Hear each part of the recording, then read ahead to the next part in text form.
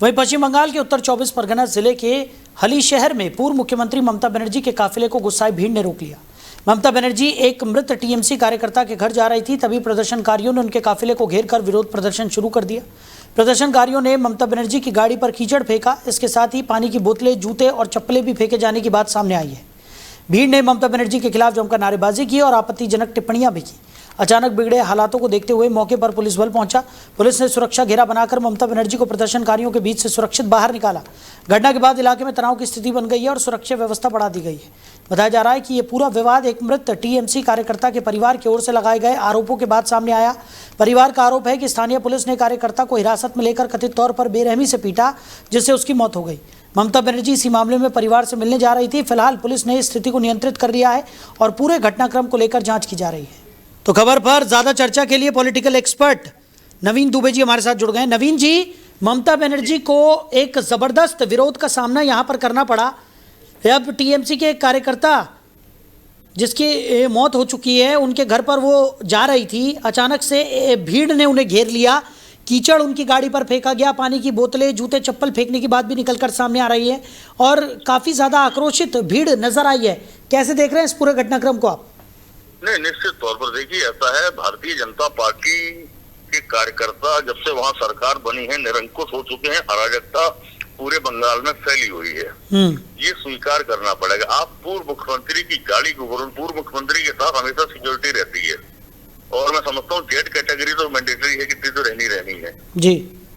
उतनी सिक्योरिटी के बावजूद अगर उनकी गाड़ी पर चप्पल जूते फेंके जा रहे हैं और कीचड़ फेंका जा रहा है, तो वहां का प्रशासन क्या कर रहा है, पुलिस क्या कर रही है? क्या जिम्मेदारी नहीं है स्थानीय प्रशासन की कि वहाँ उनको सुरक्षा प्रदान करे? और इस तरीके की घटना होने से लेकिन कोई सत्ता का दबाव है।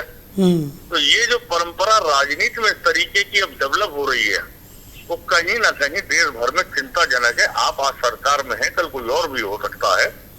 तो आप जो जमीन तैयार कर रहे हैं, जो आचरण दे रहे हैं, वो कल को आपके साथ भी होंगे, निश्चित तौर पर होंगे। हमेशा परिस्थितियां जब बदलती हैं तो विचारधारा बदलती है, लोग फिर आपके खिलाफ खड़े होंगे।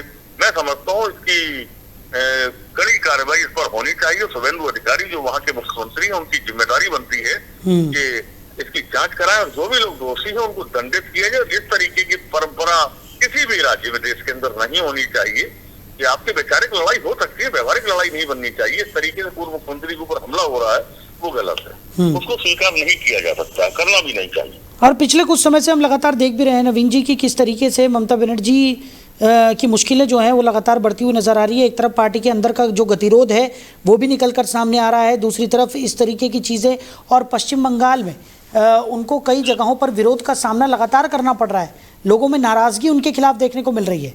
इसे किस तरीके से देखें? नहीं, बिल्कुल, ममता बनर्जी की सरकार जब तक वहाँ रही, भ्रष्टाचार के बड़े आरोप लगे, लेकिन भ्रष्टाचार के आरोप लगे किस पर? क्या केवल ममता बनर्जी पर लगे? वर्तमान में जो सिटिंग मुख्यमंत्री है वो भी तो टीएमसी का ही प्रोडक्ट है जी, शुभेंदु अधिकारी। उनके ऊपर तो बड़े भ्रष्टाचार के आरोप प्रधानमंत्री जी ने लगाए थे। नाराजगी तो जनता में उनके प्रति भी होनी चाहिए फिर। और ये तमाम 20 सांसद जो गए छोड़ के, इनके ऊपर भी भ्रष्टाचार के आरोप है।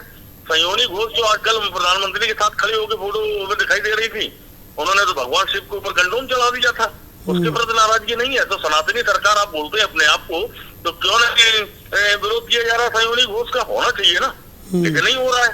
तो इसका मतलब ये मान लिया जाए कि सरकार को समर्थन प्राप्त है ऐसे उपद्रवियों को और आतताइयों को जो पूर्व मुख्यमंत्री के ऊपर हमले कर रहे हैं, और आप शांत बैठे। अगर बड़ी कार्रवाई हो जाएगी तो मैं समझता हूँ कि इस तरीके की चीजें घटित नहीं होंगी।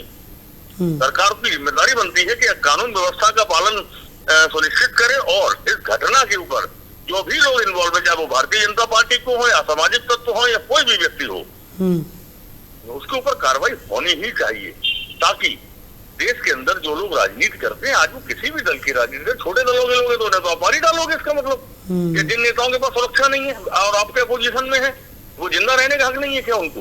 इस तरीके की परंपराओं को रोका जाना चाहिए। हिंसा किसी भी सूरत में जायज नहीं हो सकती है। चलिए नवीन जी, हमारे साथ जुड़ने के लिए, इस तमाम चर्चा के लिए आपका बहुत शुक्रिया। Thank you.